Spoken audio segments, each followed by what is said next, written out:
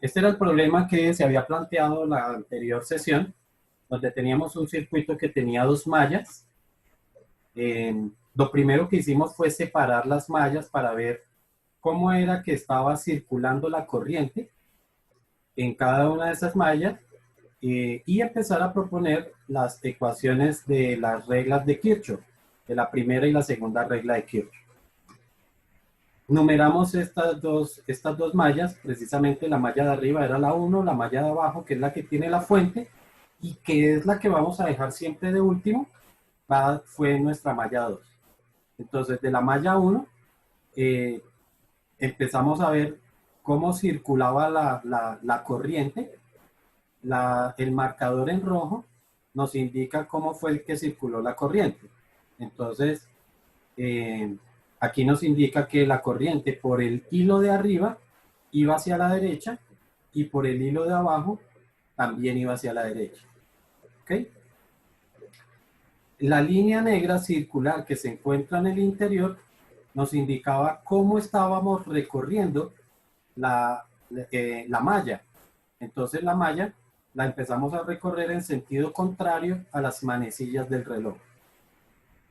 Para la segunda malla, que es la de abajo, entonces la corriente iba circulando en el sentido de las manecillas del reloj y nosotros la recorríamos en el sentido contrario.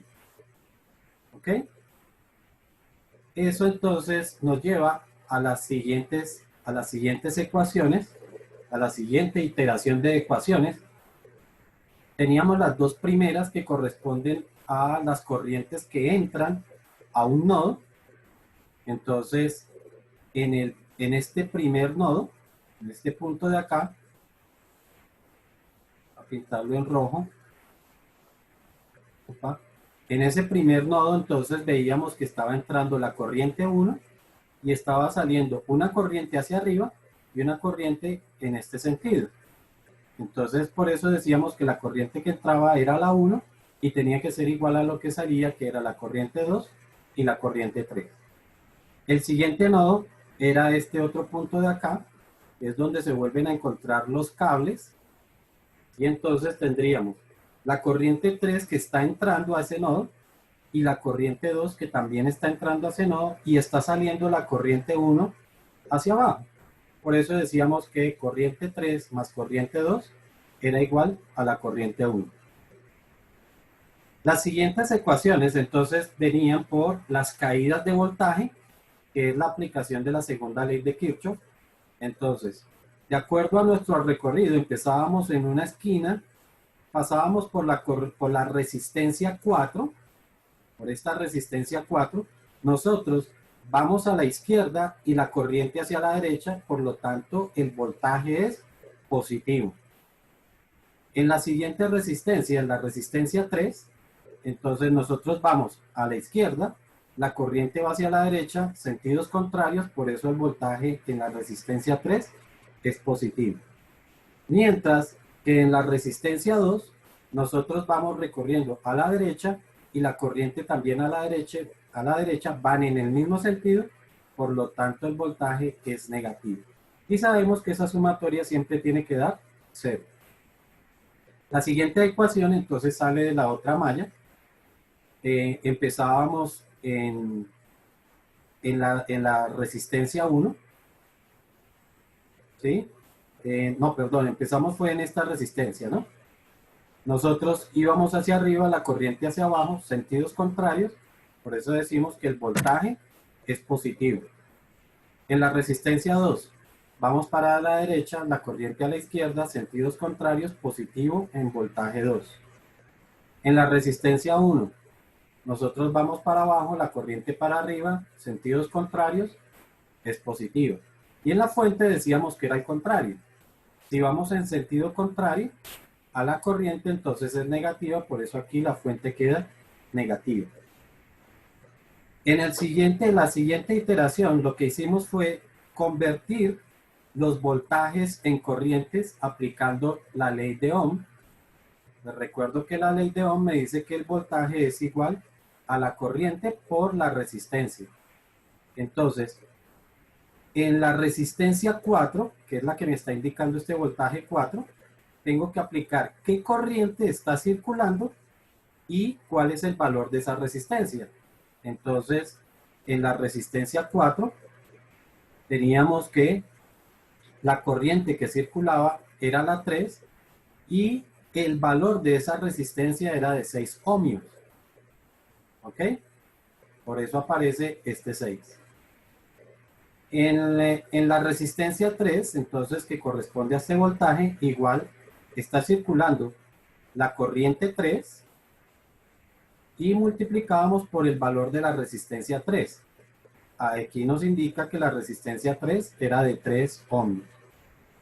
Y en la resistencia 2 está circulando corriente 2 y la multiplicábamos por el valor de su resistencia, que era de 4 ohmios, por eso nos aparece este 4. La siguiente ecuación entonces es igual, pero para la malla 2.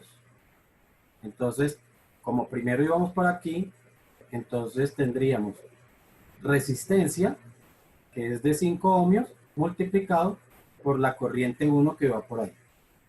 En esta otra resistencia tendríamos valor de la resistencia 2, que era de 4, multiplicado por la corriente 2. En esta de acá, entonces tendríamos el valor de la resistencia, que era de 2 ohmios, y lo multiplicábamos por la resistencia, perdón, por la corriente 1, que es la que circula por esa resistencia, y lo que hicimos fue pasar la fuente que estaba restando, la pasamos al otro lado para que quedara positivo. De eso entonces nos quedaron estas 4 ecuaciones que son las ecuaciones ya todas convertidas a corrientes. Habíamos señalado nuestra primera ecuación de corrientes para empezar a reemplazar en las otras ecuaciones. Entonces, en donde existe I1, lo reemplazábamos por I2 más I3. Entonces significa que la segunda ecuación se convertía en esto que tenemos aquí arriba, al reemplazar I1. Como se vuelven a repetir corriente 2 y corriente 3, pues sencillamente se cancelaban.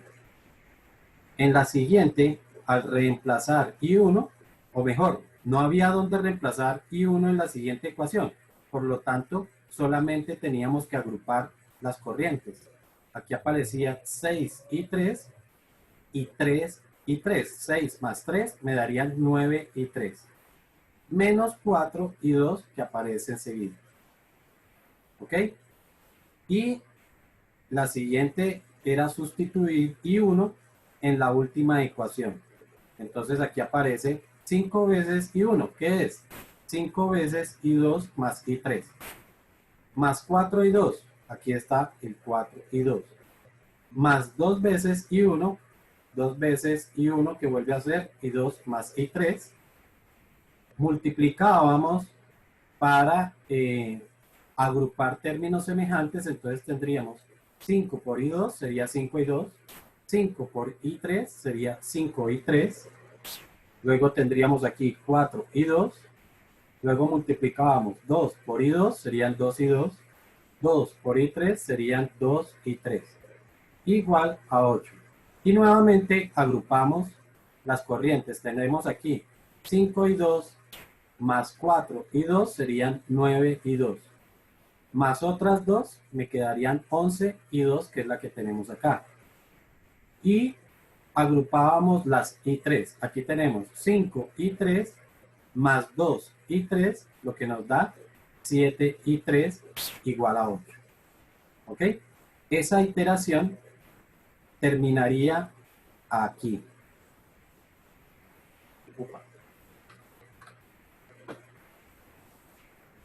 Esa iteración entonces termina acá. De esa iteración nos quedaron esta ecuación, la que ahora está señalada, y esta última ecuación. Ahora, como nos quedaron dos ecuaciones con dos incógnitas y para seguir con el mismo procedimiento, entonces despejábamos la I2 de esta ecuación. Les decía que habitualmente lo que hacemos es despejar la corriente que tenga menor coeficiente. Entonces, como esta tiene menor coeficiente, por eso despejamos la I2.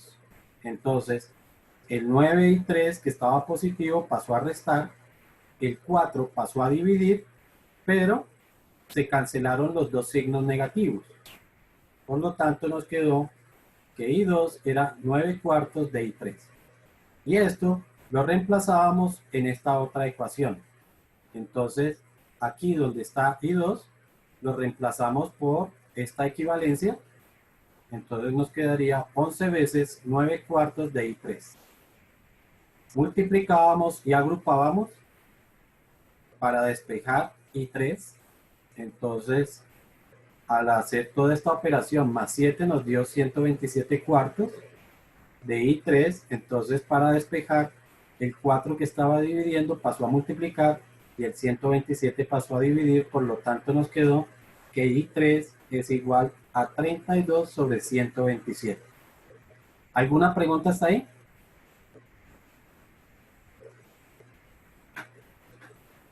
¿No hay preguntas? Ok, entonces ahora continuamos con el procedimiento que seguiría de aquí en adelante. Lo que tenemos que hacer ahora es empezarnos a devolver, nos vamos a devolver y para eso vamos a utilizar las ecuaciones que quedaron marcadas. Es decir, esta que quedó marcada y esta otra que quedó marcada. ¿Ok? Vamos a empezar a devolvernos. De acuerdo a eso me dice que I2 es igual a 9/4 de I3, pero I3 lo obtuvimos aquí abajo, quedaba 32 sobre 127.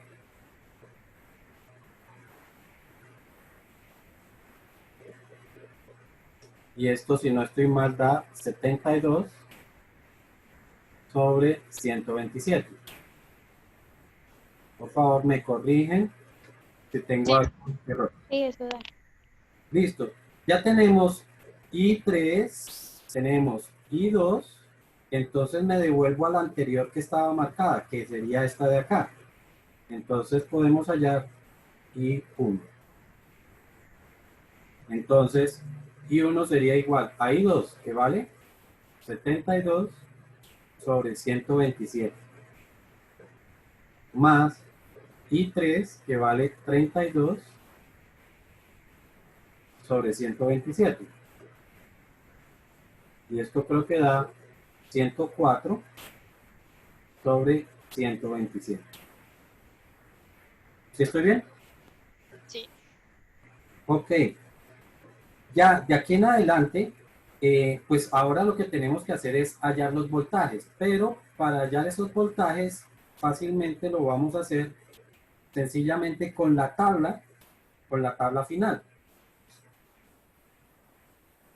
Aquí tenemos entonces una tabla donde se está mostrando los valores de las resistencias que teníamos desde el inicio, por eso pues de pronto si necesitamos recordar algo tendríamos que recurrir al video anterior donde están los valores que se propusieron de estas resistencias. Aquí pues no aparecen en la imagen, pero aquí los he copiado, vuelvo y repito, de ese video anterior. Entonces, la resistencia 1, yo tengo que mirar qué corriente era la que estaba circulando por la resistencia 1. Aquí en la gráfica me aparece que por la resistencia 1 estaba circulando la corriente 1. Y aquí teníamos el valor de la corriente 1, que es de 104 sobre 127. Por la resistencia 2, vamos a la gráfica y en la resistencia 2 estaba circulando I2. Entonces, ¿cuánto nos dio I2? 72 sobre 127. 72 sobre 127. Vamos para la resistencia 3. En la gráfica parece que por la resistencia 3 estaba circulando I3. I3 nos dio 32 sobre 127.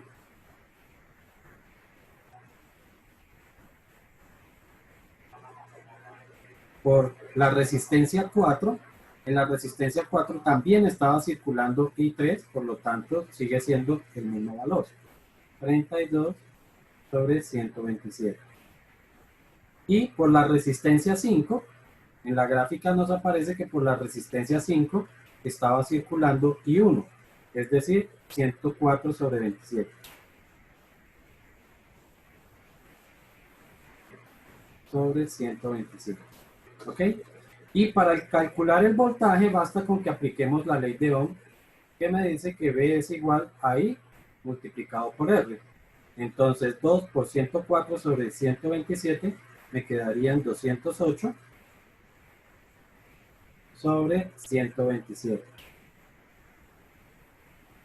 Aquí serían 72 por 4, lo darían 8, 300, 7 por 4, 28, perdón. Eso me quedarían 288 sobre 127. El siguiente sería 32 por 3, eso me quedaría el 96 sobre 127. Aquí serían 32 por 6, esto me quedarían 192. 192 sobre 127. Y en el último sería 104 por 5, creo que da 520 sobre 127. Y con eso terminamos nuestra tabla. ¿Alguna pregunta hasta ahí?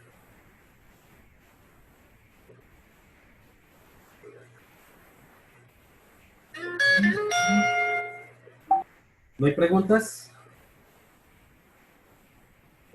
Entonces quedó todo muy claro.